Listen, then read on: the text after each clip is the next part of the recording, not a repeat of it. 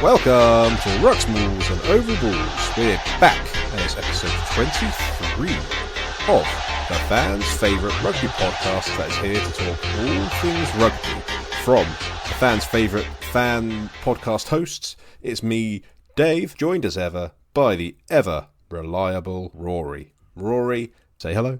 Hi, Dave. How are you? Oh, very well, thank you, Rory. Very well. How are you? How are you doing?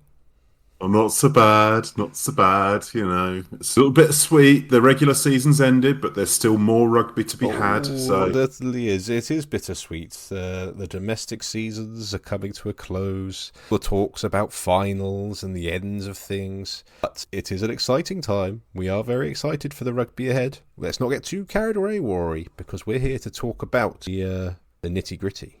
But before we get into the nitty-gritty, obviously we have to cover any mundane banter that's going on in our lives. Because the listener is always screaming out for it. What's been going on in your life this week, Rory? Oh, just recovering from my holiday, getting back to the day grind, which is always torturous. But the opportunity to get a few mates around, whack the barbecue on, get the rugby on, had a couple of games on the go, make a day of it. That's very nice. Bit of excitement. That's the up way until it became clear which way things were going. But no, It was nice. Enjoy a bit of the weather. Yeah, absolutely. Well, you know, I do my usual thing of avoiding the sunshine as much as I can because, as you know as well as others, I can burn on a cloudy day, let alone a nice summer's day that we had on the weekend. You are deathly pale. Yeah, people might think that I've got a ghostly filter on my camera, but no, I am just that pale. And that's fine. No, that's what David looks like in real life. In real life, yeah, absolutely. Translucent. Absolutely. Like yes, absolutely. But yeah, in Man v Fat news, I played 2 games last night. Helped out the red team because they were short on players. Obviously for my black team, wearing my All Blacks top. 2 games played, 2 games lost. So tough night for old Dave at Man v Fat. Still have a few issues with the officiating that takes place at the event, but I'm not gonna get too deep into it. But I do feel like I am being personally victimised, attacked, ostracised, and being prevented from playing with flair at every juncture. But you know, it's all for a bit of fun, isn't it? Yeah. First and foremost, David, you're there to win. That's what all high performance athletes. Oh yes, and and unfortunately I didn't. And a bit of controversy for you, Rory. I overheard the referee talking to the organiser for Man vs Fat, saying how pleased he is. He's thrown the cat amongst the pigeons because Team Black was on a winning streak before the new ref arrived, and we haven't won a game since he's arrived, and he seems very happy about that. I'm not saying there's any sort of, conspiracy here, but read between the lines, people. I'll say it if you won't, David. I'm calling for an independent inquiry into North Bristol Man v Fat rugby officiating, and I want to get to the bottom as to why Team Black is not getting their fair shake of the tree. Well, you said it, Rory, not me. It's got nothing to do with me. Any of that business. I'm not going to ask for a ref to be reviewed at all. But yeah, that's everything that's going on, mundane banter-wise, I'd say. Well, shall we get into the meat of it? Let's get into the meat of it. But for the listener, for those who just want to know what's ahead of you, we're talking round 18 of the Gallagher Premiership. The season has come to a close. The domestic league fixtures are finished. The final playoff picture is now known, and we're going to talk through the 5 games that took place that really set this picture up.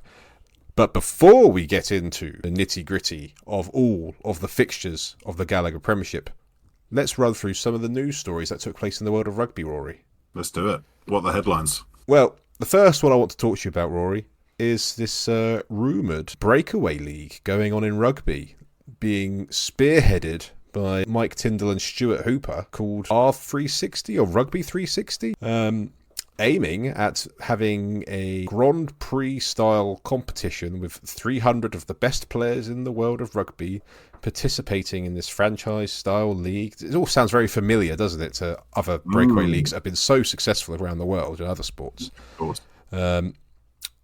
Any thoughts, Rory? I don't want to cast aspersions to the motivations of the people behind this breakaway league. But put it this way, they're not stood there saying we've got all of our investment in place, all the money's there, and we just need to get going. At the moment, it's just we've got a lot of interest from outside investors. We've seen these happen before. There was the World 12s a few years ago. Rugby X. It's Rugby X. My suspicion would be that this is more of a speculation than it is a solid idea. I'm not against people coming up with new ideas or new ways of doing things, but I don't see how this gets off the ground, really, in terms of where it sits on the calendar, what the players' motivations would be to do it beyond the pure financial. It doesn't. The kind of locations they're doing are sort of split between, the larger cities in some rugby player nations, your Londons, your Cape Towns, etc. But also things like LA, Dubai, where you might go if you were chasing the Yankee dollar. Yeah. I am suspicious as to what the motivations are behind this, and my gut feel is it's never going to get off the ground.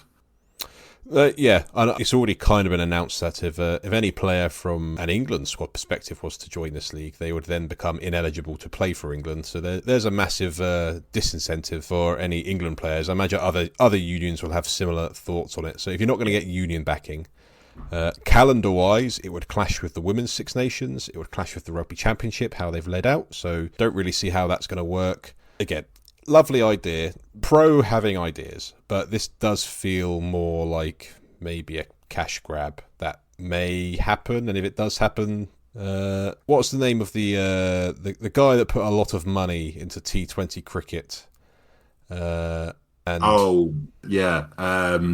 I can't remember his name off the top of my head, but he's effectively trying to head up a Ponzi scheme, wasn't he? Yeah. I'm not saying that's what this is, but it does feel like it's someone trying to spot a gap in a market, which maybe... If someone told me this was entirely backed by cryptocurrency, I wouldn't be surprised in the slightest. Yeah. I that's the sort of feel I get with this. But, we've been wrong before.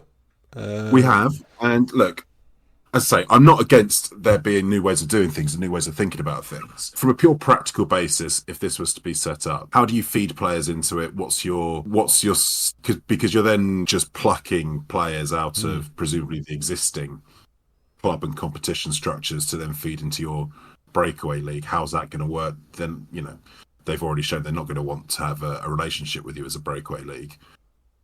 I suppose they're trying to do live golf and think that, if they just force it through enough, they can do what live golf and the PGA somewhat managed to do in the end. But I don't see this working, personally. I don't know that the appetite's going to be there for it. No, anyway. I agree. I agree, Rory. In slightly more heartwarming, happier news, one thing, definitely not been in the news as much as it probably deserves to be, but just wanted to put a little shout out there to Ella Cromack, who's done a charity 24-hour place-kicking endeavour where she's taken 3,850 place kicks in 24 hours at Harlequins Rugby Club, all in the aid of raising money for charity for her father's kind of support and kind of the medical bills and things like that. Incredible endeavour. Well done her. Well done her. Well done her, and it's a really good endeavour, a really good cause. I mean, I just feel for her hamstrings. I mean, you'll know the last time you took a kick, your legs fell off. Both of them, yeah. Yeah, both of them fell off. Yeah, so how she's managed... Let alone 3,850. I don't know how she's managed that, I don't know. No, well, I mean, well done her. I think it's really, really impressive. I haven't taken a great deal of place kicks in my time, David. Either even in training, I wasn't really. It's not your thing because I was usually wearing the old clompers on my feet. They're not really designed for a toe punt. I could probably give you a decent toe punt. Yeah. But I'm not going to curl one in from the touchline. No. And as a man of stats, I'd be really keen to know the successful percentage kickage, the kicking percentage of those 3,850 kicks. That does feel like the important bit. That's an important bit to me as a stat man. But just wanted to kind of highlight that and say, yeah, well done to Ella Cromack. And if you are interested and inspired in any way, I believe she is all over social medias. Go look on the Harlequins page. Go look for her on her channels. I think there's still like a GoFundMe around. Go have a look. Now, third piece of news. Not really news, Rory, but maybe something we can discuss briefly. Most of the Premiership teams now have announced their leavers lists. Yeah. And most of the teams now have probably announced maybe 90% of their recruitment, I'd say. That's usually kind of whereabouts we are at this point of the season. Yeah. There is a significant number of very good quality players who are without clubs still. What does this tell us? Well, it tells us probably two things. That budgets are being squeezed and the top end salaries are probably taking up more of a chunk still than you'd ideally want, which is a difficult circle to square, between how you manage those two things. Bath have worked it out by backloading their contracts for an assumption that the wage or the salary cap will rise over the next couple of years. Most other clubs haven't risked that on the basis that you don't know and you don't want to be liable for a big increase in wages in 3-4 years' time that you're not certain you can pay for. And it's meant that it's more it's more achievable to bring through senior academy players, pay on a much lower contract, and allow those kind of mid-tier players that aren't internationals that would be in and around a matchday squad most weeks, but aren't necessarily your star men.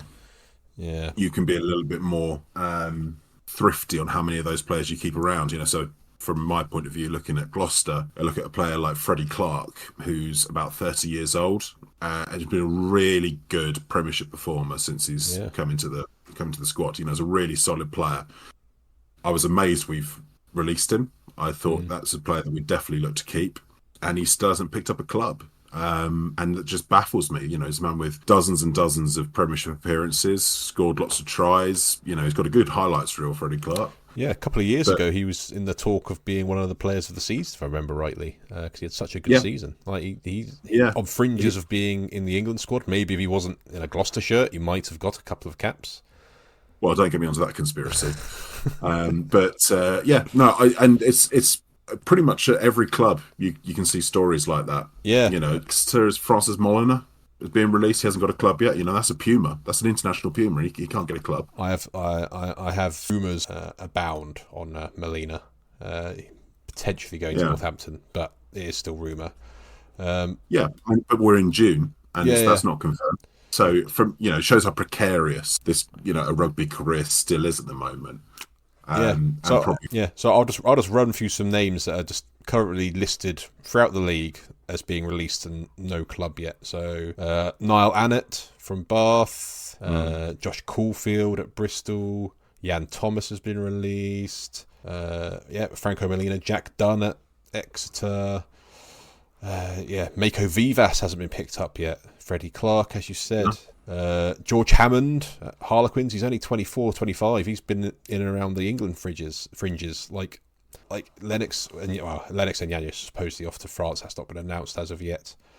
Matt Rogerson, Carl Hatherall. Yeah, these are regular Premiership players. There's a lot of them. There's a lot of them across the league who have been released. Josh Hallett at Saracens. So is this the end or the beginning of the end for the squad player, where clubs are more hedging their bets for high potential academy players to fill those spots instead because it's cheaper and there's a potential payout if they do develop as they hope? Well, let's look at the most optimistic view of this. So let's take Newcastle. Obviously, we're still not confirmed on the Red Bull takeover. It's still heavily rumoured. We believe it's going to go through fairly soon. So suddenly their budget goes from, I think they were at 4.5 million salary. They will probably be able to go up to the salary cap. Yeah. And they've suddenly got a shopping list of good Premiership quality free agents that they could potentially pick up and bulk their squad up. Yep. So there's an option there. And that's the sort of thing that, there will be clubs that want to pick up players on, say, an injury cover. Bath recently did that with Chris Harris because you need a year's contract injury cover for an outside centre in a non-specialist position. That's the sort of thing that makes a lot of sense in the salary cap, but I'm not getting into it. No, not at all. You've also got the opportunities in the Championship now. And obviously the budgets in the Championship are significantly reduced to the Premiership. It's not a like-for-like kind of income. But if they are determined to keep playing rugby and keep plying their trade, there are opportunities there, and there'll be opportunities for all of those players to take a look at championship clubs. Quite a lot of the players who have been released have been picked up by championship teams, which I think improves that product, which is no bad thing. Makes championship a better product. A lot of those players will be English qualified, so that fills the quota that they set in this whole revamp. There are obviously opportunities for a lot of those players in lower leagues in France that are still paying very well, that they'll be able to go to. Japan obviously is still an option for some. So it's not like they've got no opportunities elsewhere. But I think you make a good point in that where squad size is really coming up against salary cap and financial constraints that seemingly almost every team is up against at the moment. What you are seeing is some pretty ruthless decisions from DORs on, can we drop the floor of quality with as minimal effect as possible with senior academy lads coming through that may then eventually hit a high ceiling, whilst retaining a high enough ceiling of squad to compete on at least a Premiership front, if not a Premiership and a European front. Yeah. Now, what worries me is that whilst this is happening in England in particular, will this create a gap with, say, the French nations, the Irish clubs, especially even the Scottish clubs? They've got some very strong squads at the moment. Obviously, the Welsh clubs have got their own difficulties, but this could cause a divergence on the basis of being able to get out a strong enough side week on week to compete on a European front. My concern would be that what we're going to see is a lot of teams really struggling in Europe, more so than they have done already, because actually they're not going to have the general squad depth to compete, as you saw with Northampton in the final. Yeah. Just difficult to compete with that squad size. Yeah. Did you see the Bristol Bears squad announcement and how small that squad is? I haven't looked at this. So they released a actual, this is our squad for next season. It is not a big squad. They are carrying a lot of hope of not having a lot of injuries. I think it's something like a 38-man squad for an entire season. It may even be less than that. That is tight. It's very tight. That is tight. And they've openly said that it'll be that backed up by their senior academy guys. Like, that seems to be the model at the moment. So yeah, you do wonder what that will mean long term. It could be real positives that there's going to be a lot of young players getting exposed to rugby earlier than they may do, and that may well help them in their development. But it's also that element of the competitiveness on multiple competitions. But it's an interesting one. It's a good one to keep an eye on, I think, Rory. See where these players end up. Perhaps there's just a more prolonged negotiation period going on. Maybe these players will still find clubs along the way, but the fact that players like Freddie Clark, like George Hammond, still own landing spots, like these are very much Premiership quality players. Be interesting to see what happens there. So that's the news. We're going to go dip our toes into round 18 of the Gallagher Premiership, and we're going to go through this game by game, talk through some of the themes, and see what we think for what was the final round of the Gallagher Premiership, Rory. Does that sound good? Yeah, it sounds good. I think before we get into it, I mean, it's been a really interesting set of games this week. On the face of it, every result sort of went the way that you'd expect based on form and selection. Yeah. And actually, barring possibly one game, none of these were really straightforward affairs for anyone. Any of the winning sides. It's been an interesting set of games, I thought. Very interesting, especially considering some of the team selections that we will touch on. How there wasn't really any game that was a runaway one-sided affair that could have happened. Really interesting. So you're quite right to point out, Rory. And on the face of things, all of the fixtures could have been incredibly impactful to the playoff picture. Let's start off with one. Let's start off with Saracens versus Bath. It's a random lucky dip of where we're starting. Let's start Saracens versus Bath. The table toppers versus former champions in Saracens. Really interesting match, this, purely based off of team selection alone.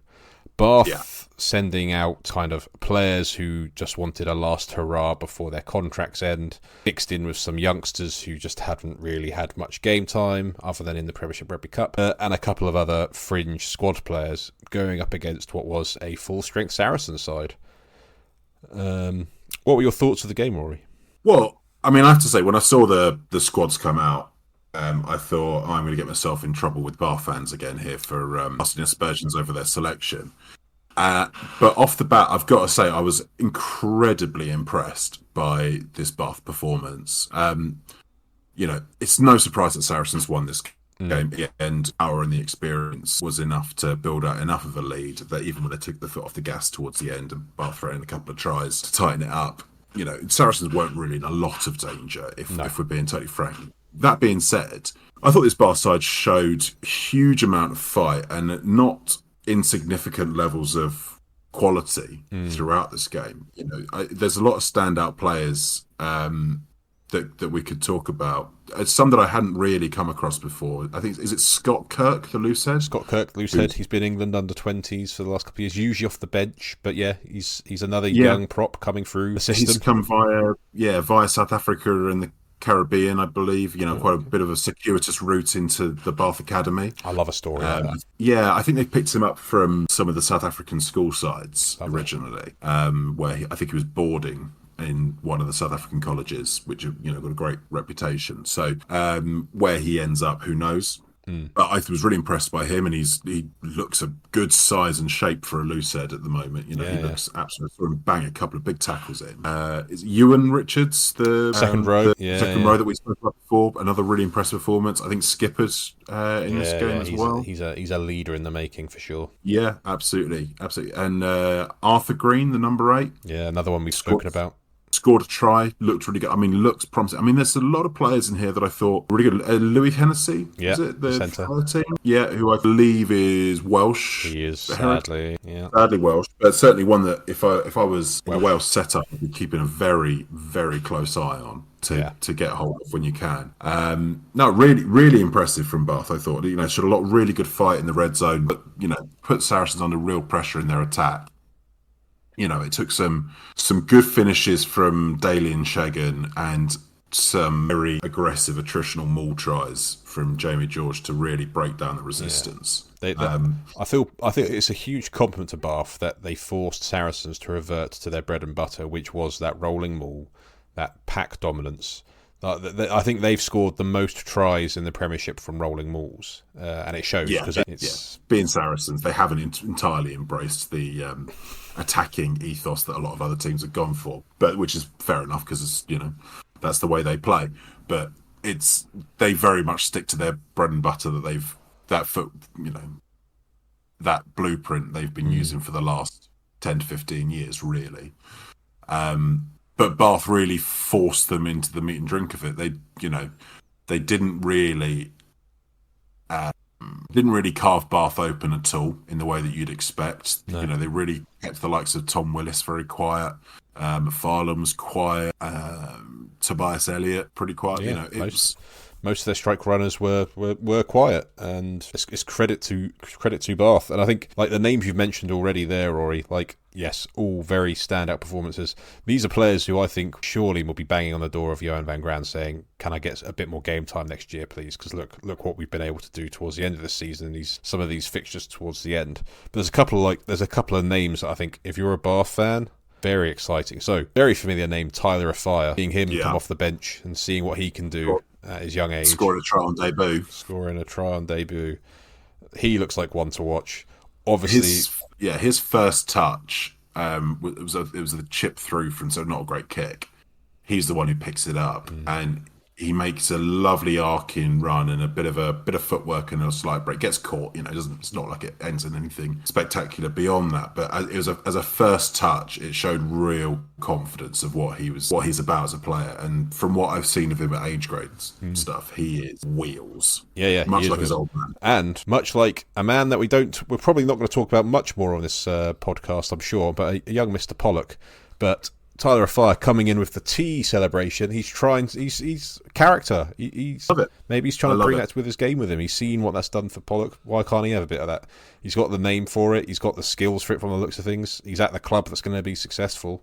Brace it, Tyler, because we're here for it. And then the other one, obviously, we've spoken about him before. Kepu Tuipulotu coming off the bench again, picking up his first try. Yeah, Barford just... They have an embarrassment of riches at the moment. Yeah. It's hard. Kepu Tuipulotu is a player that I can't look at and believe his age. He looks like a full-grown man, and I think he has done for 2 or 3 years. Yeah. He just, sort of thing. You look at like his wrists, and you go, "That's the wrist of a 45-year-old farmer, just thick and meaty." He's going to be some player. Yeah, he really is. And although Louis Hennessy has chosen the Welsh side, it seems Tuipulotu's chosen the English side, because I know there was a chance he could go either way. So from that perspective, quite happy with that. But is there a discussion to be had here? And it's not just for Bath. Because we went into this game seeing these team sheets, the expectation was that it was going to be a comfortable Saracens victory because of the difference in the squads. Did the fact that Bath and other sides we'll touch on kind of went with weakened teams, did that have any impact to what was a potentially very dramatic final round of fixtures? Did it add to it, or did it take away from it? I think that the actual performances, the context of each game doesn't reflect the selections, and actually there's a lot more drama or potential drama in these games. There's a lot more tension than one would have necessarily expected looking at it. But you can't get away from the fact that a lot of these games weren't set up to be competitive, and that's not an ideal situation from a league product perspective. When you're trying to set up a final weekend, particularly when you had Tigers, Sale, Bristol, Gloucester, Saracens all fighting for 3 spots in the playoffs. That there is potentially a huge amount of drama to be had and a lot of narratives to be spun out of that. But the lineups take the edge off that as an occasion. So there's no getting away from the fact that a lack of necessity in selecting your best team at this stage of the season doesn't necessarily help the product. Now, regardless of whether you factor in things like relegation as being another element that could have brought some jeopardy to this weekend, which may well have done, Bath probably would have been in a position in this game to have picked whatever team they want, because they've won. They're so far ahead at the top of the league. So this particular fixture maybe is not the best example of that, but there are certainly others where I think the hypothetical scenario I'm trying to paint is if there was a world where Bath pick the team they've picked, and Bath fans, we appreciate that you have every right to select that team. We're not saying you can't do that. Say Bath pick that team, Saracens go and win bonus point 5 points. Say Northampton went full strength and beat Gloucester, and say Harlequins for whatever reason beat Bristol. Saracens then leapfrog both those teams because they've got that 5-point victory against a weakened Bath side in the final round of the fixtures. Yeah, that's the storyline we really want to be avoiding. Thankfully that didn't happen, but in this world we're in at the moment where teams, because there are dead rubbers and there's games that have like no wider context, it just feels like it's really losing that end of season celebration feel and the ups and downs and the stories. Well, the other element of this that creates a dead rubber effect is the fact that the top 8 go into Europe. Yeah. Too many teams go into Europe. Now, had it been the top 6 go into Europe, I think it used to be 6 with a potential 7th, what you would have had a situation of is Northampton needing to win and needing Quins to lose in order to be able to go back into Europe and get back to the final, potentially. So you can at least create some additional jeopardy, even if relegations may be more of a problem, by reducing the number of teams that go into Europe, which I believe they have to do anyway, because let's be realistic, the European pool stages are... It's bloated as it rubbish. is. Yeah. It's rubbish. So you need to reduce that anyway. It should just be top 6 in England and probably top 6, maybe top 7 in France that go in.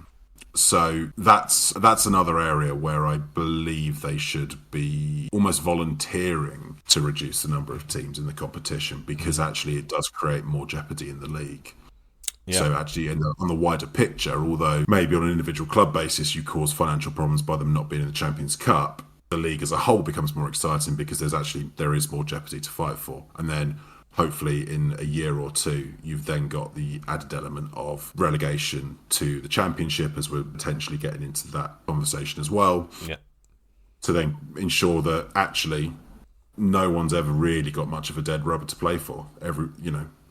Maybe apart from if you run away at the top of the league, there's no point when you can really take your foot off the gas. And then suddenly you're looking at, okay, there's more we need to do on a squad to improve general squad quality. Some of these players don't get released. You have bigger squads. It's essentially all these things start. It's that easy. Yeah. Well, potentially all these threads start to get pulled together. But at the moment, there's not enough jeopardy in all the games. Yeah, so you do have the opportunity to reduce the quality. Yeah, that's it, ultimately. That is it, ultimately.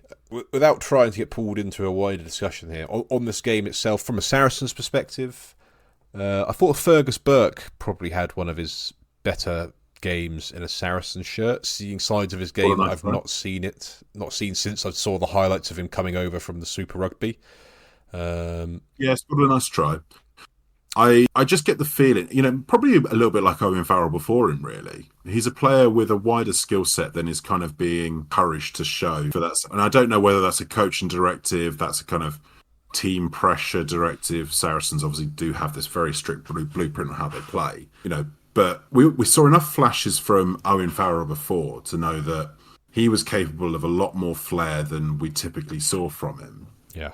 But because he's very disciplined in how he plays the game, he constrains himself and sticks to the blueprint.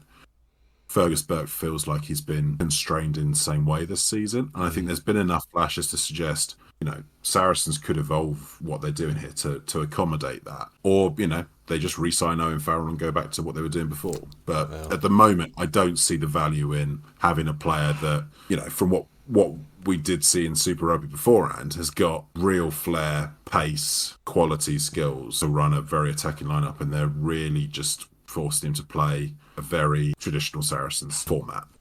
Yeah, be interesting to see if those Owen Farrell rumours, if there's any meat to those bones. But the game itself ended 36-26 to Saracens. The scoreline probably doesn't tell the full story. Saracens were, I think, 31 or 29-7 or something along those lines ahead at the 60th minute. Bath rolled the changes. A couple of their youngsters really stood out and had some really great moments, kind of showing a lot of character. But Saracens did come away comfortable bonus point winners. Unfortunately, unable to secure anything more than just their 6th spot in the table. The next game I want to talk about that came out of my lucky dip of the 5 fixtures that all kicked off at the same time is Leicester versus the Newcastle Red Bull Falcons. You never know, they might be that by the time this podcast gets produced. They may be. In terms of this fixture alone, probably the one game that had the least on the line, because Leicester had more or less absolutely cemented the home semi-final, more or less. Newcastle, they were already kind of bottom of the table, is what it is. We all know what their season's been like. That being said, I thought interesting game. Yeah, and Newcastle will look back on this game and say, all right, maybe we weren't necessarily in it from a results perspective, relatively early on. I think they were 14-6 down at half-time, something like that. Yeah, something like that. So not out the game, but, weren't leading. But they had, what they were is extremely competitive throughout this, some really good moments. Leather Barrow and Arnold both scored tries that they really, really deserved.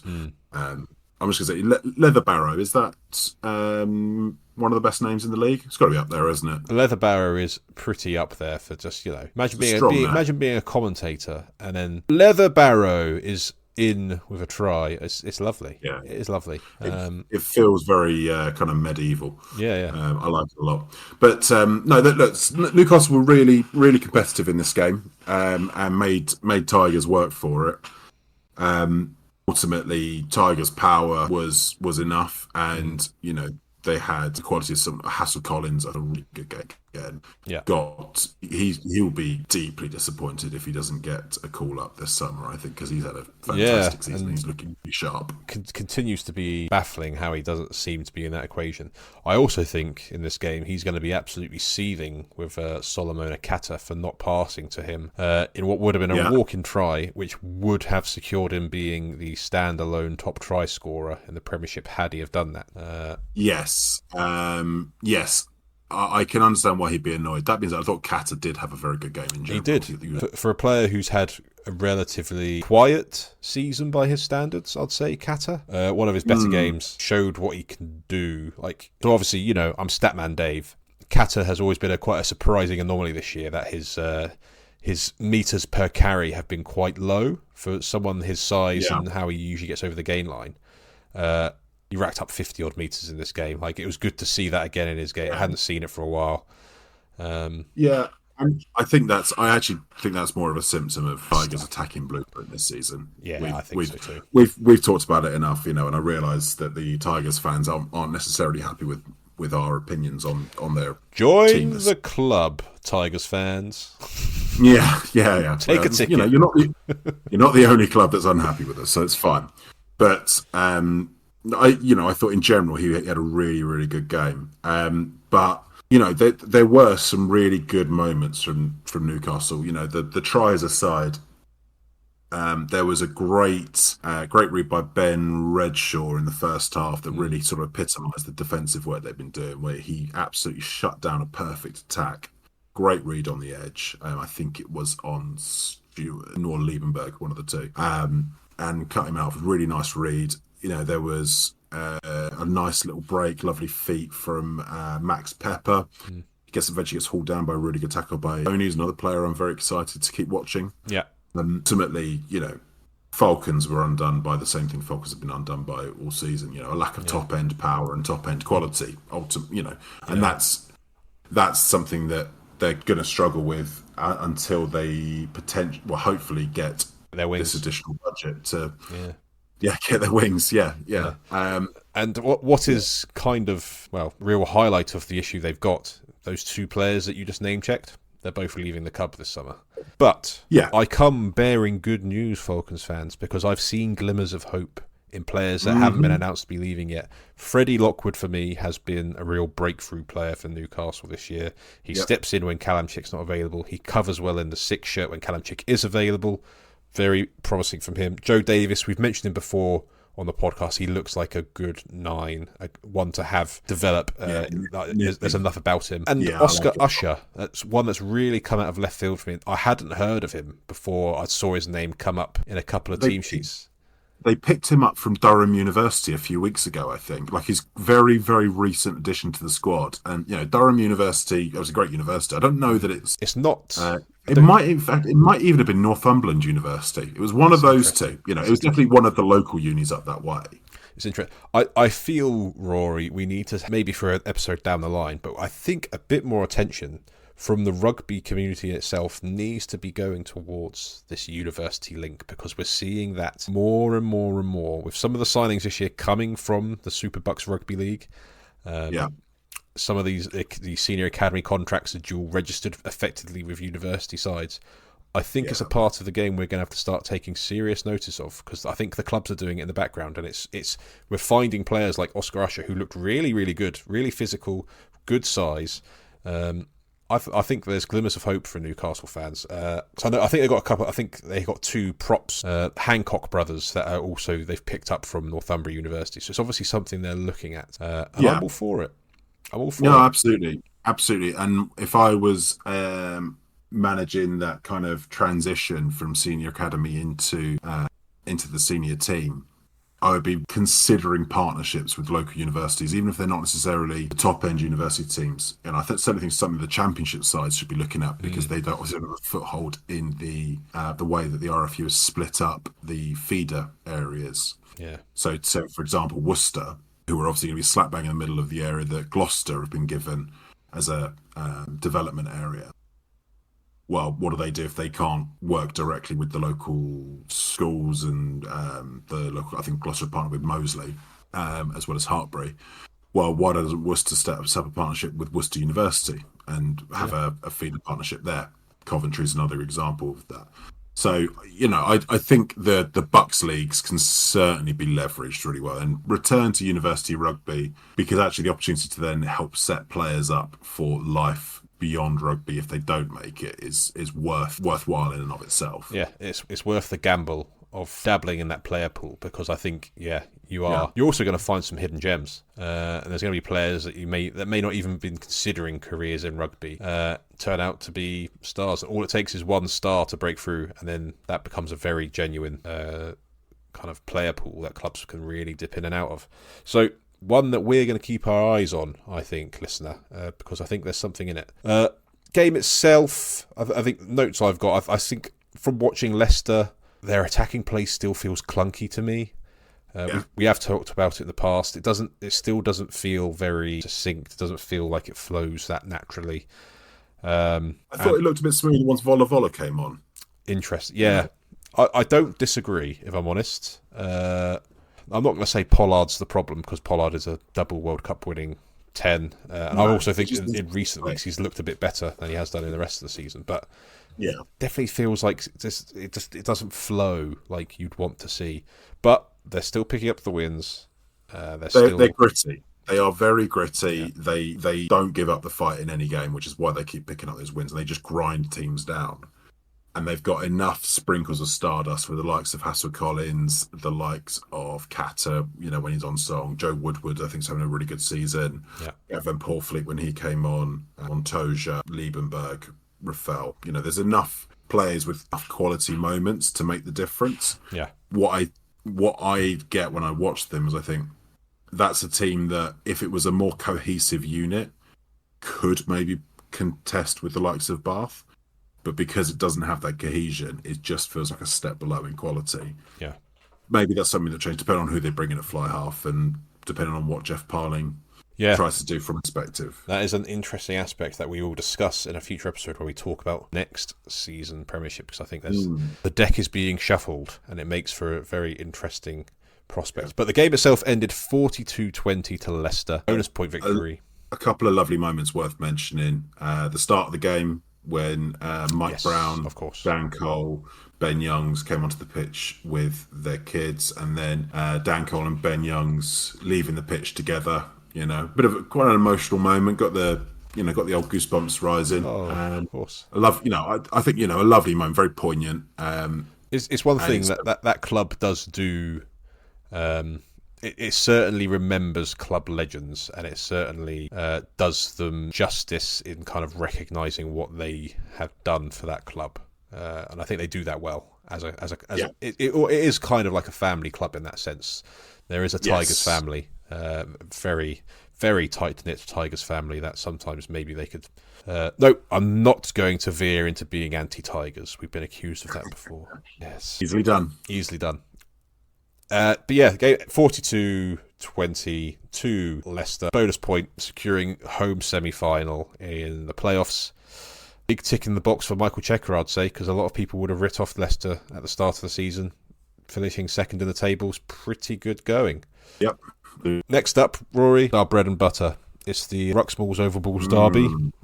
Gloucester versus Northampton. What are your thoughts? Let's start with your thoughts as a Gloucester fan who had a lot more in this game on the line than I did as a Northampton fan. Well, thanks, David. You're welcome, Rory.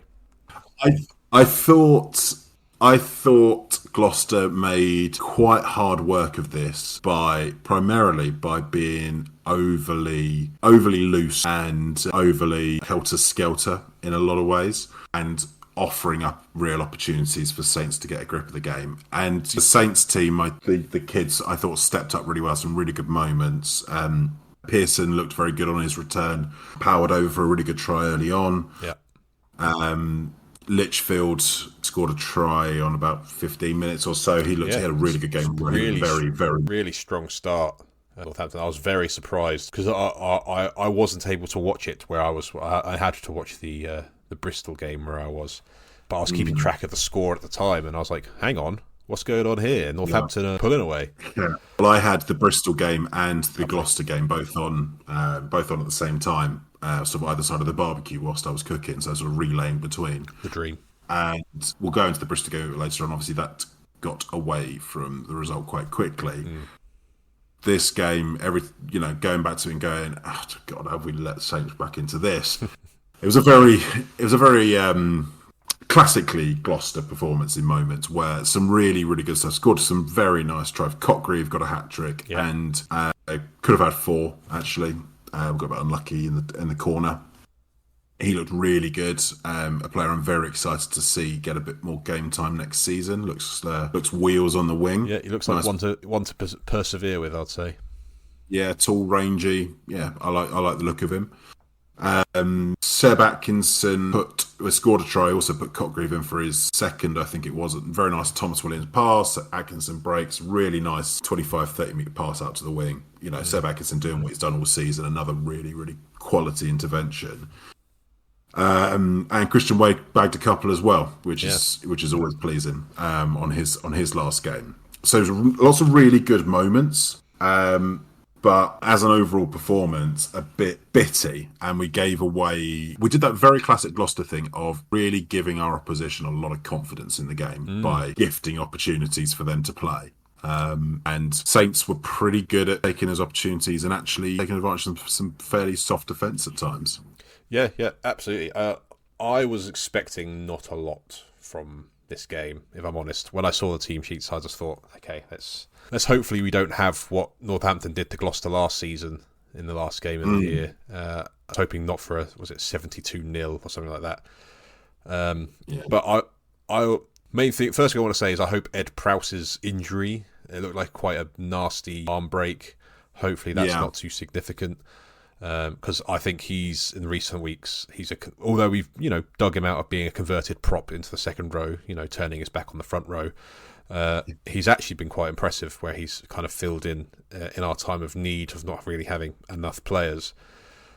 But there's a number of like Henry Lumley in the centre for Northampton, 17 years old, and he was going up against Seb Atkinson and Chris Harris, and I didn't look out of place. Didn't look out of place for a 17-year-old. James Pater came on. He looked good as well. So some real positives. Johnny Wyman in the 9 shirt. Scored a nice try. As a Northampton fan, although we lost, the fact we come away with a bonus point, prize scoring bonus point, with the team we put out, and we didn't make it easy for Gloucester at all. No, not the slightest. Appreciate if Carreras' kicking percentage was slightly above 50%, it may have been a slightly more comfortable game. But as a Saints fan, I'm just feeling it's the season for another us. Week where you're really proud of them. I'm proud of them in defeat. It's really odd. Yeah. We've just lost 2 games in a row, but for various different reasons, I'm still quite proud of them. It means that the season, although we have ended on 2 losses, hasn't ended on a bitter pill, which is really bizarre considering we're finishing 8th in the table after winning the thing last year. And we're not going home with any trophies. But somehow we're ending the season on a high. It doesn't make sense in any way, shape or form. Not overly, but I do understand what you mean. And I take, I understand that primarily from years as a Gloucester fan where you're really scrabbling for straws. Yeah, and I found them. I found them straws. You found those straws. And I think you're right too, because actually to see some of those players come through as they have towards the end of the season is really, really promising. I would slightly temper it on the basis of I don't know that Gloucester were giving it the full beans. Yeah, the impression I got watching Gloucester was what they thought was, let's just throw caution to the wind. We'll run everything. We'll be a bit daft, and hopefully at the end of it we get in the playoffs. But chances are we won't. But a bit of fun, given that they picked all the players that are leaving, really. Admittedly, all of whom would normally start anyway, but you wouldn't necessarily pick them all at the same time.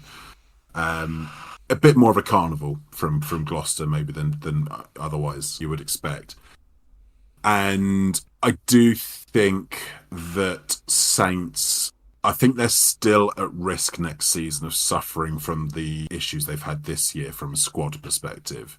I know they have made some signings, but it still feels a bit like a 2-tier squad to me, that Saints team next season. Yeah. I would argue most teams, bar Bath, are two-tier squads. I think Northampton's two-tier squad has been significantly more exposed this year than you would expect to, because the injuries have been, generally for all the key players, have been very lengthy, quite serious injuries, which has meant we've felt it more and it's been more obvious.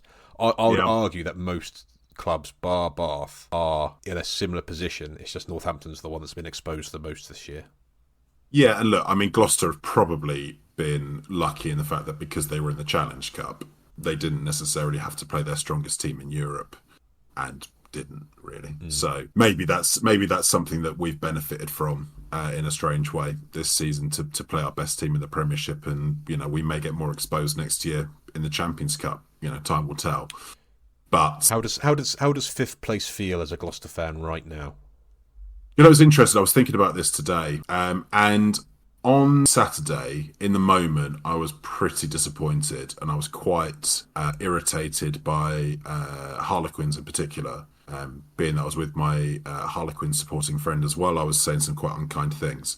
Not like me in the slightest. But actually, taking a step back and looking from a wider perspective, if you told me at the end of last season that this year, going into the last game, we'd be in fifth place with a chance of making the playoffs, I would have bitten your hand off. Because after not just last season, but realistically the last 2, 3, 4 seasons, we have been crap. Yeah. We've been crap a lot more than we've been good. And to see the change in what they've done as a team this season, from a results perspective, but also a performance and ethos, it's actually, you step back and go, actually, all things considered, it's been a real success, and we can hang where we missed out in the playoffs on probably 3 games: Exeter away, Quins away, Saracens away, where we didn't show up. And actually, for Gloucester to not show up for only 3 games in a season is pretty remarkable, to be honest. So a result. So yeah, that's a pretty low percentage of games for us not to show up in compared to our usual total. So from that point of view, real tangible progress, and the signings seem to back up that the club want to on the up. Go again next year and are on an upward trajectory. Now, they will have to contend with being in the Champions Cup. They'll have to contend with the improvements in other sides, because I do think most other clubs have improved their squads. I fully expect Saints to be much more competitive in the league next year, although I think there are potential question marks there, but I do expect them to be much better. I do expect an improvement from Chiefs, although I don't think they'll necessarily get much further than they are now, but I would expect a difference. Yeah. I expect Quins to improve a bit, but actually I'm not sure they'll improve a lot more from where they are here. Again, I think there's some question marks with Quins still in terms of their pack in particular. Yeah, and their recruitment's been a bit underwhelming so far, I'd say. Yeah. Bristol is an interesting one. Don't know which way that will go. Dynamos, difficult wildcards, who knows? Yeah, difficult to know. And then but the Red Bull Falcons. The Red Bull Falcons I expect to improve. We'll see where they get to. Tigers I do think will improve. I do think Sale are well on the up. I think they'll be right at the top. I don't expect Bath to drop off. So I think those 3 teams are going to be well in the running for the playoffs now, and I think it's going to be a real fight for that other spot. Yes, maybe 2 of those spots. Bath and Sale, for me, based on the signings they've made and where they are now and where I think they're going, for me, if just from sitting here now, I would say those 2 are my top 2 next year at the moment. That would be what I'd expect. And I think the rest of us are potentially fighting for the other 2 spots. And I think that will be a tight.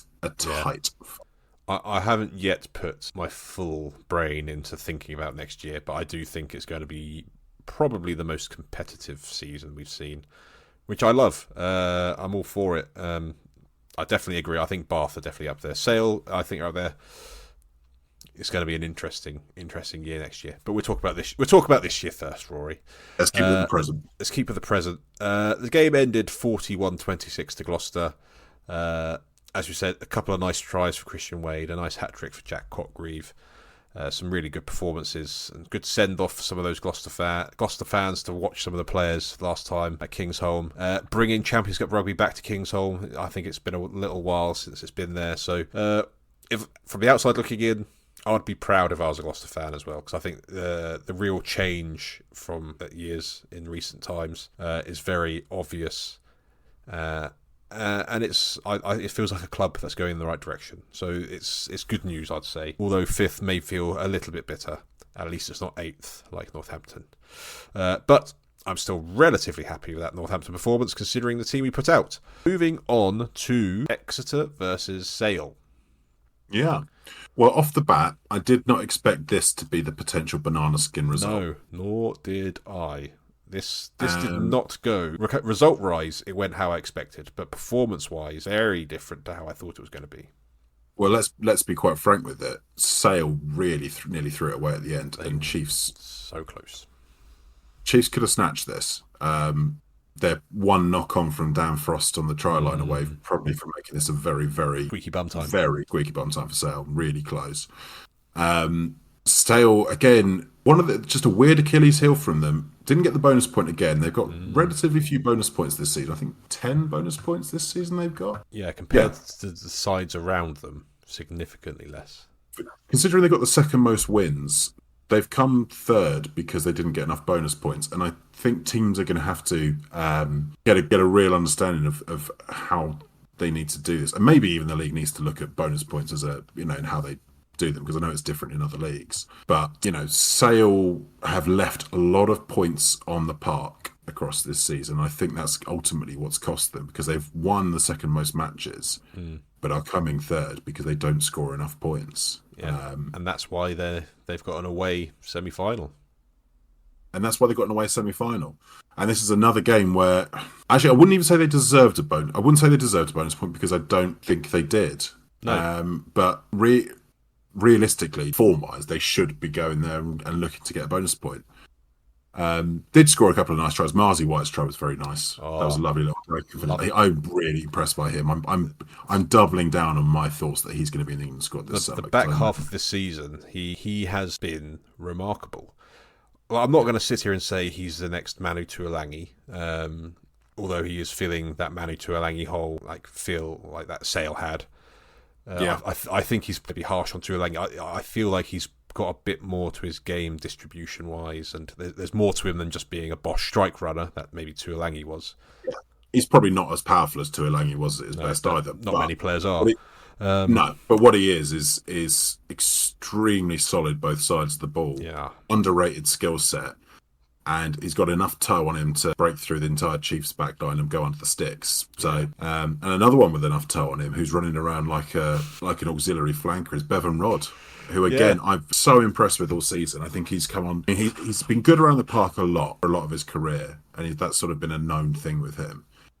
But I think his scrummaging is it's not just improved. I think his scrummaging is right up there with the best in the league.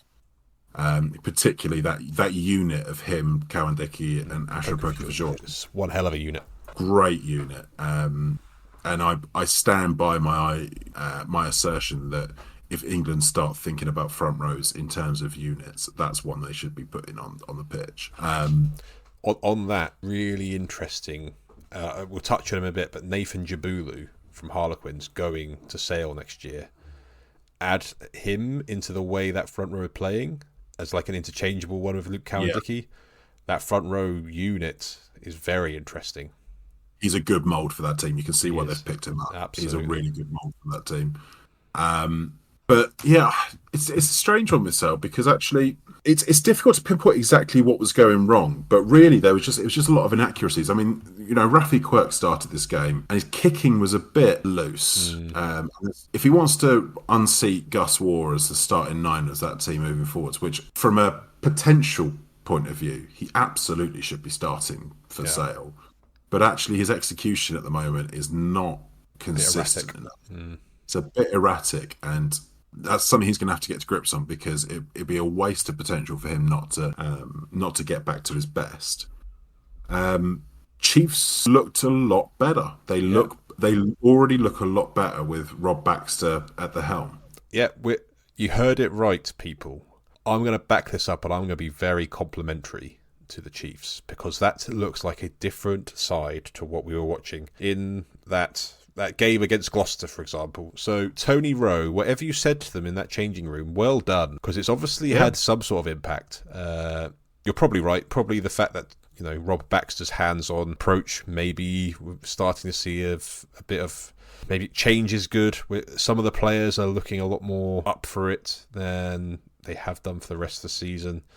There's been some real like some of the attacking shapes from Exeter. I was like, where's this been all year? Well, exactly.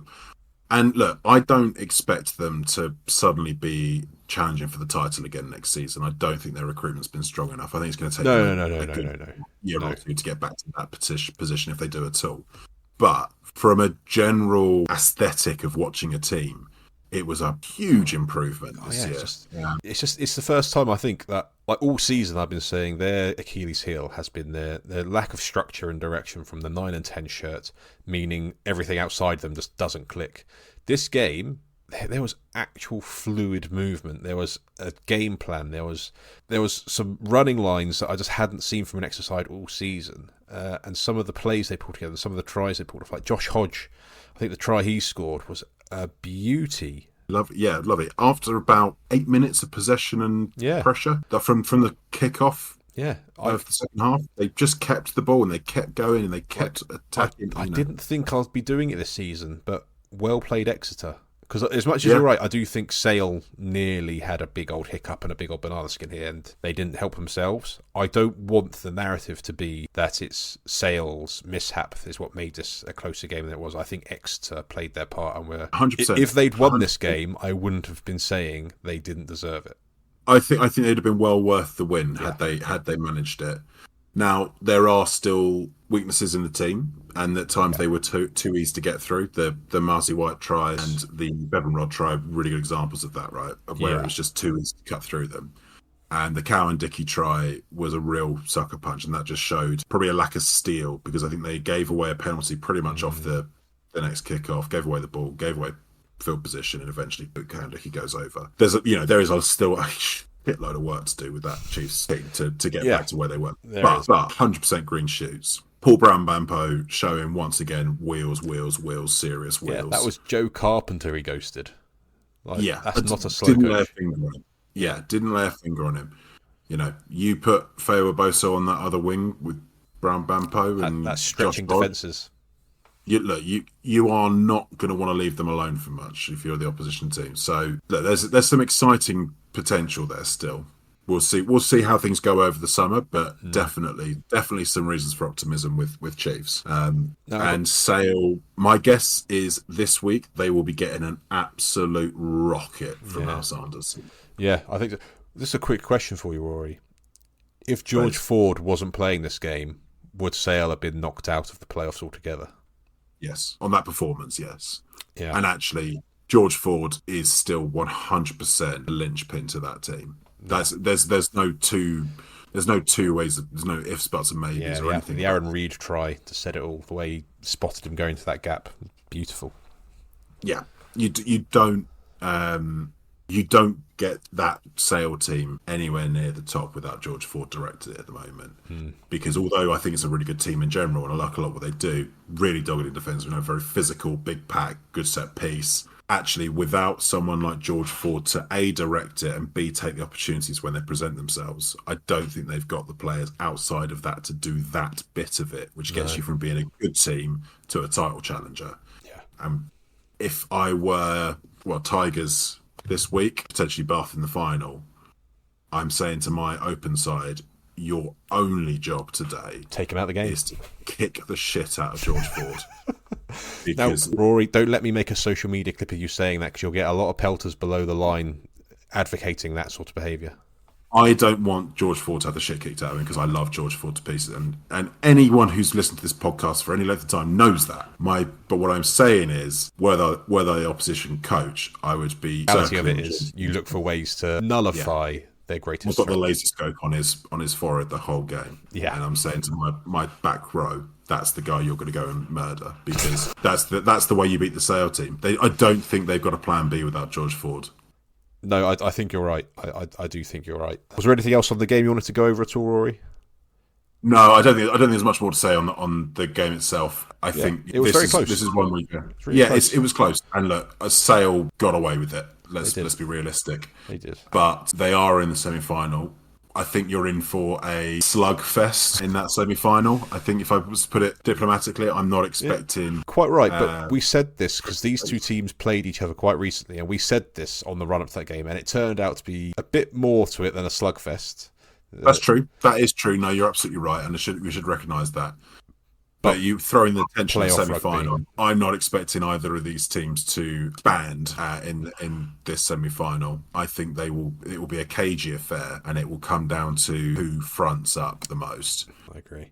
Don't feel, but Tigers have proved me wrong before at this point, and at some point I've got to stop betting against them. Well, that's very true. That's very true.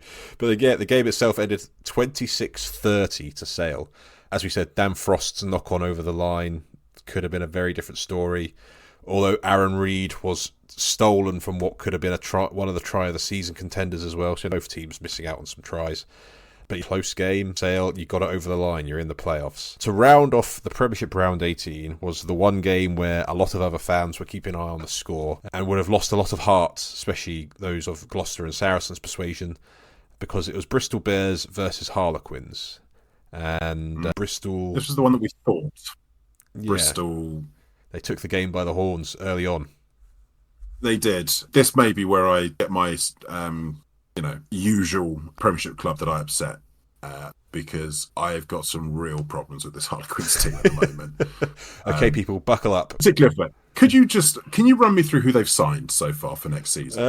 Can you give me some names? So for next season, Harlequins have brought in Kieran Treadwell from Ulster, ex-Harlequin player, coming back in the latter part of his career, now 29. Guido Petty from Bordeaux. Yeah. Harry Williams, the ex-Exeter prop. George Turner, Scottish hooker, who's over in Japan at the moment. And Stuart Townsend from Exeter Chiefs to come in at the scrum half position. Okay, so quite pack heavy. Well, I think if I was a Quins fan, I'd be quite pleased that that's where they focus their recruitment. We'll see what effect it has.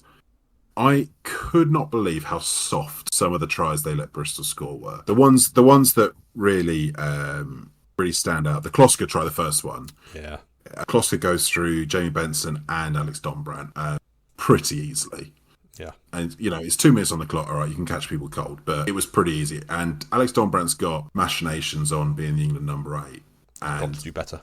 You've got to do better there. You just do. Bears they got immediately on the front foot, went round the edge, and then went straight through the middle. It was easy. Yeah. The Joe Batley score a few minutes later. He scores that whilst being tackled by, I think it was Evans, Kenningham, and Jack Walker. Yeah, just three of them.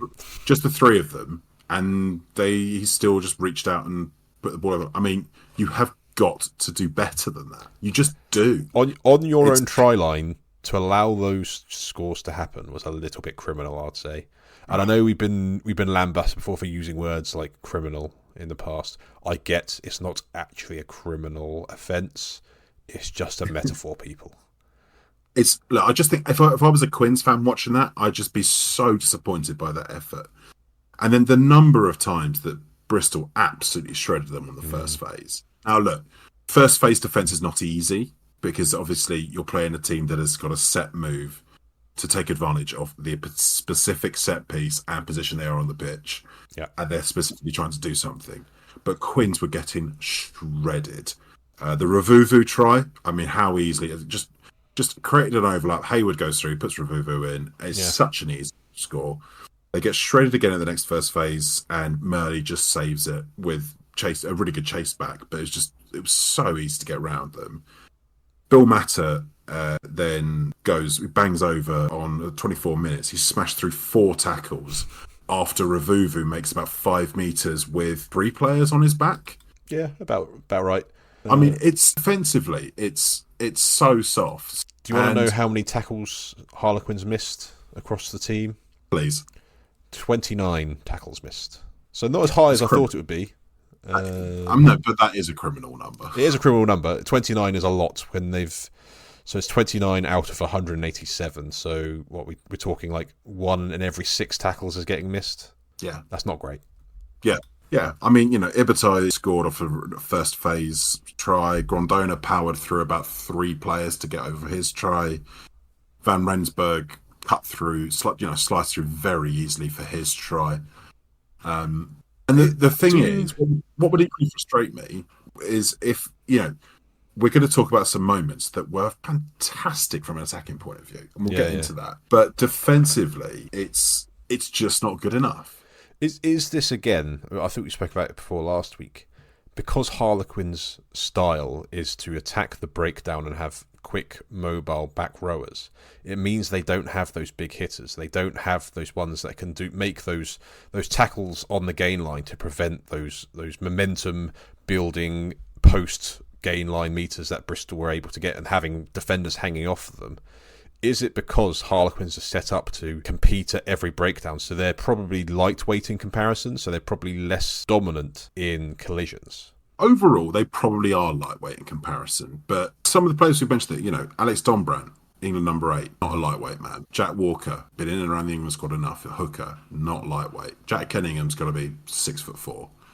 Will Evans, admittedly, quite lightweight for a forward, fine. But, Oscar Beard and Northmore, pretty big lumps in centre, all things considered. Murley's pretty strong lad. Isgro's a big boy. So what we're saying is that there's no excuse for them to be giving up these extra metres or two over the gain line. To the extent they were, no, I don't think so. If it looks... Look, everyone who's played the game knows that 90% of defence is attitude. Yeah. It's attitude. It's can you front up in a collision more than the guy with the ball. Yeah. That's and that is the long and short of it. Go and look at that Sale team. Yeah, they're big strong lumps, but it is attitude what they do in defence. Same with that Bath team. It is attitude. That's why they've been so good this season. Yeah, even the Tigers team, they it's the attitude. It's the mentality, isn't it? Yeah. It's a pure mentality piece, and you don't arrest momentum from an attacking side unless you have got the mentality that every collision is a do or die battle. And at the moment, I look at that Quinn side and I think they're not bothered enough by winning those collisions. So before we move on to the positives around the Harlequins' performance, are there any other factors of the Harlequins' performance you wish to criticise and build the case file for the Harlequins Supporters Club to get you a lifetime ban at the Stoop? Look, there's been enough instances of arguments I've had at the Stoop for them to have already done that if they'd wanted to. Right. I just think that something smells off at Quins and has done all season. And I think Quins fans have said as much themselves. You can speculate from a coaching perspective or a director of rugby perspective or whatever it is. Something doesn't feel right. Yeah. And hasn't felt right there all season.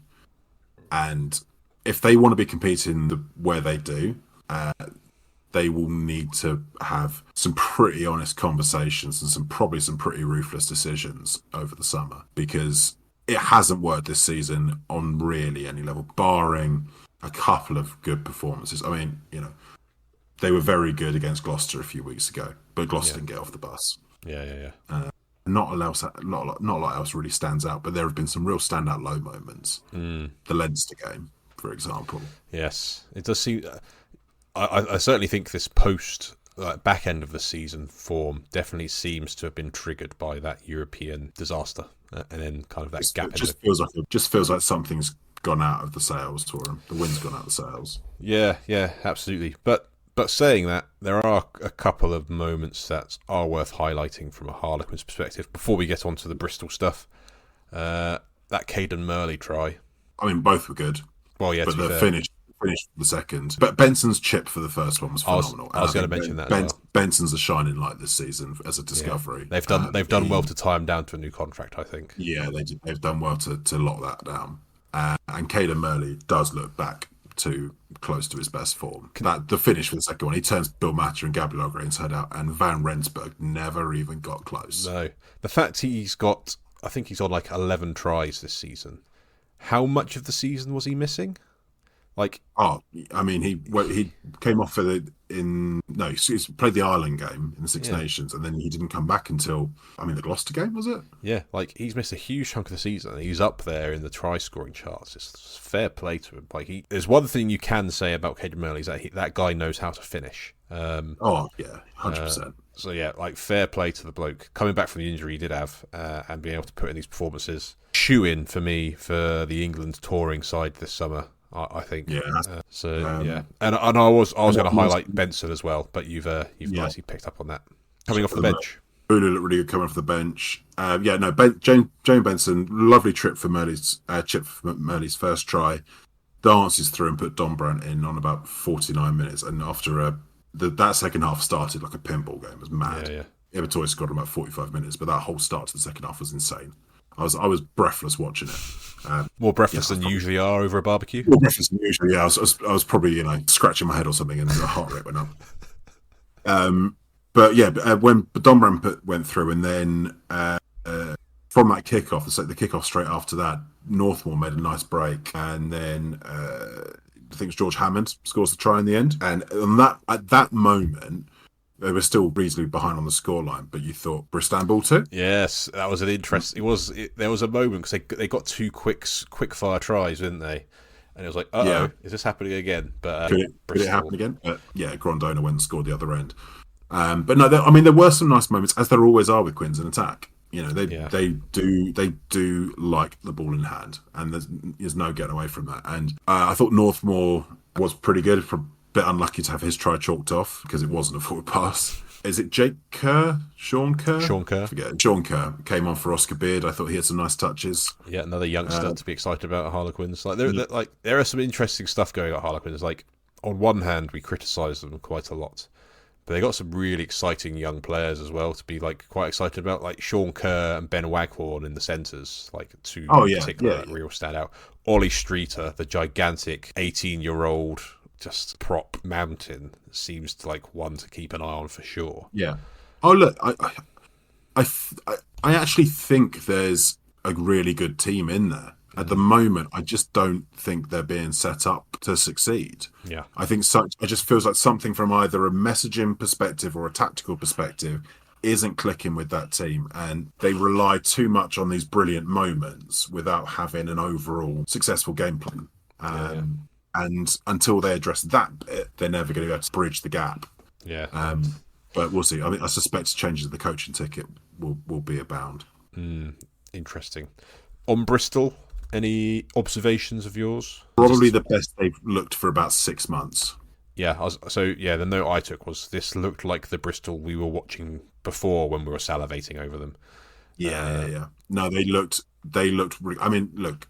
Again, if I'm being unkind, and as I've already started unkind, I'll continue being unkind. Mm-hmm. They were helped by a Quins team that was allowing them to play the way they wanted, and wasn't offering as much resistance as they should. But that being said, if Bristol put on a performance like that against Bath, that game will be interesting. Now, I don't expect Bath to give them an easy enough ride for them to be able to do exactly what they did this weekend. I don't think so either. And it'll be interesting to see how Bristol cope with that. But this week, they'll have a bit of a spring in their step, and they'll be thinking, yeah, maybe. Yeah, absolutely. It does make for an interesting semi-final. So you've already said that you think Sale come out on top against Leicester. Gut feel says yes. Yeah. Do you suspect a double away team victory in the other? Well, in both semi-finals? No, I don't. I wouldn't expect that. But what I will say is knockout games are not easy, as we've found in other games these recent weeks. So you have got a one-off shot to go out and get yourself to a final.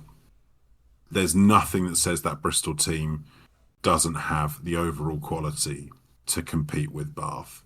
Whether they turn up on the day, whether they do what they need to do, whether they play the game plan that they'll need to put that on the pitch, we'll see. But for my money, Bath win that one in relative comfort, but you'd never completely write off that Bristol team at the moment. No, I'm in agreement. I do think Bath win that one. All I'll say to any Bath player, fan, supporter, coach, owner listening, don't make the same mistakes that some folks over in Dublin made when they thought they had an easy win in the bag against a certain other English team that plays with a bit of an attacking flair, because knockout rugby does do some funny things sometimes. But I do think Bath will have enough, and there'll be probably a bit too much for them in the pack this Bristol game. I think that's where I see that going. That's gut feel. That's gut feel. But the game itself between Bristol and Harlequins, Bristol kind of running riot slightly, 52-26. A real good showpiece at Ashton Gate, ending the season, well, the regular season for them, on a slightly more positive performance than we've had in recent weeks. Some momentum to going into the playoffs, which will only serve them well. And we're set up for the semi-finals now, Rory. We've got our predictions in already. We're saying we're predicting a Sale win against Leicester, and we're predicting a Bath win against Bristol. Yeah. Don't worry, Tigers fans, I'm fully expecting your response to that. Yes, absolutely. So next week we will be doing our Premiership team of the season. So be prepared for that, Rory, and listeners alike. But for right now, round 18 is complete. The domestic season for Gallagher Premiership is done. We start looking ahead to a tremendous summer of rugby, Rory, where there's a lot on the horizon. But before we get all excited for that, we have to check in with the DPRFR, with El Presidente, and see if there's anything that's crossed his desk this week. Yes, well, the end of the season is when we start looking towards a culturally reflective time in the DPRFR. It's when we start to turn our attention to deck chairs on the beach, long, tall, fruity, fizzy drinks, and large beers, and we relax and get about the trials, a hog roast or two, and try to recover from scrums past. But it's also a time for us to reflect on our greatest servants, and a time for us to pay homage to those that have come through the long years of battle and emerged as heroes of the nation. And there's a few, as there always is at the end of the season, that are hanging up their spurs. Jan Thomas at Bristol, a real servant to West Country rugby, a man who couldn't look more perfect for an area or a position or a club really than he does, and one we pay homage to the DPRFR, and we fully respect what he's done in the game, and he's I think been a really good and underrated player throughout his career. But really, this year, the cultural festivities can only revolve around one man. Yeah, absolutely. He is the great Easter Island head. He is the cultural epitaph. He is the cornerstone of English rugby for almost 20 years. And we have to respect that, and we have to recognise that. Dan Cole finally hanging up his spurs and trotting off into the sunset has been, a cultural icon. Yeah, I think, along with Joe Marler. Yeah, I'd say another man who's hung up his spurs this year. A cult hero to some, a national hero to us in the DPRFR, and we erect our statues. I was wondering where you were going to finish that sentence. Yeah. We erect our statues to our heroes, and taking pride of place next to the Joe Marler statue, as already founded this season, will be the Dan Cole statue. I'm putting them all on the cliff top, looking out to sea. Lovely. I'm going to turn them all into lighthouses, actually. That works well. That works really well. Yeah, and it's just going to be a giant Dan Cole head looking pensively out to sea with a serene look on his face, and just a revolving light going through his eyes. I think it'll be nice. I think it's a nice tribute. I think you'd love it. Yeah, and one that a man of his vintage deserves. And it was genuinely affecting watching him and Ben Youngs leave the field together and seeing the ovation that they both received. But obviously we can only recognise props in our nation, and Dan Cole absolutely earns that, and he will remain a hero to all of us. He will. He is added to the pantheon, already collecting in the DPR of absolute, genuine greats. And I think so. I think rightly so. We will be looking back on him with lots of fondness and good memories, as is often the way with sportsmen and women. It's not until they retire that you realise just how good they really were. And I think he'll fall into that category for sure. It's the vacuum they leave that's often speaks the loudest. Yes, very, very poetic. Very poetic. And with that, we thank you to El Presidente for another little window into the DPRFR. And for this week, Rory, we are done. We're done for the week. As I said, there's a lot of rugby coming this summer. There's a lot of rugby coming, so don't be downtrodden. We're not going anywhere. You could easily expect us to, hang up the headphones and think, the Premiership's winding down, we'll give ourselves a nice break. But we are going nowhere, people. The sun never sets on the mob empire. It doesn't. If anything, we are doubling down because we're here for it. We got the England Rugby Tour, we got the Women's World Cup, we got the Lions Tour, we got the Under-20s World Cup. So much. It doesn't stop, people. The England Tour, the other teams' tours of the other nations.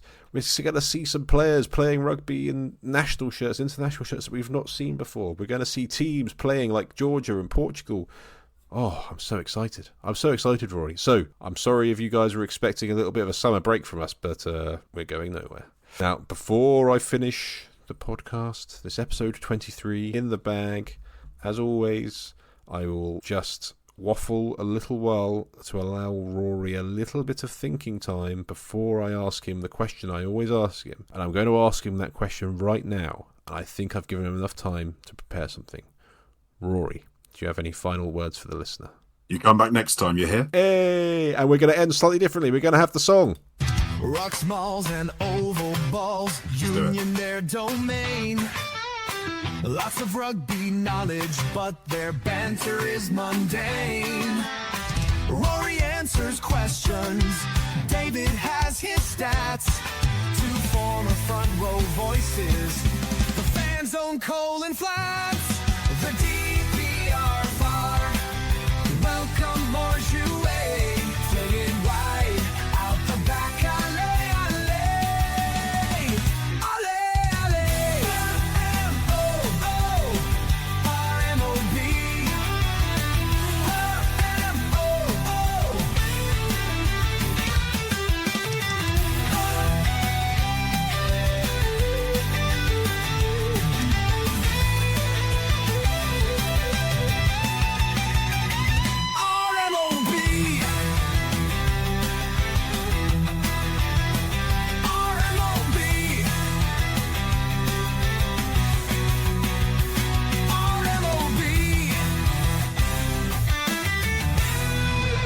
We'll be back next week.